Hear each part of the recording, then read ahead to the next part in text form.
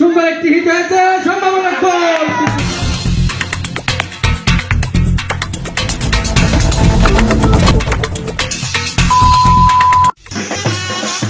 আশুলিয়ার দোসাইদে ফুটবল প্রেমীদের বহুল প্রত্যাশিত দোসাইদ ঐতিহ্যবাহী বিবাহিত বনাম অবিবাহিত ফুটবল প্রীতি ম্যাচ অনুষ্ঠিত হয়েছে। ৮ জুলাই শুক্রবার ঢাক ঢোল পিটিয়ে আঞ্জু এন্টারপ্রাইজের পৃষ্ঠপোষকতায় দোসাইদ অধন্য কুমার স্কুল অ্যান্ড কলেজ মাঠে ঐতিহ্যবাহী এই প্রীতি ফুটবল ম্যাচ অনুষ্ঠিত হয়। উক্ত ফুটবল প্রীতি ম্যাচের উদ্বোধন করেন অনুষ্ঠানের প্রধান অতিথি আশুলিয়া ইউনিয়ন বিএনপির সাধারণ সম্পাদক মোহাম্মদ কাবেল উদ্দিন।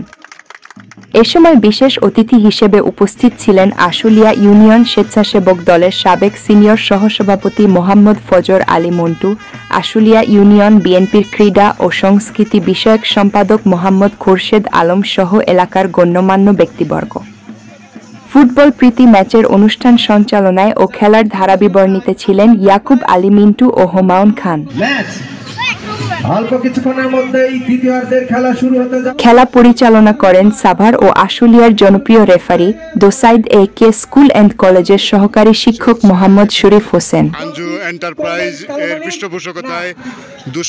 উক্ত খেলায় ৩-১ গোলে বিবাহিত দলকে হারিয়ে বিজয় লাভ করে অবিবাহিত ফুটবল একাদশ।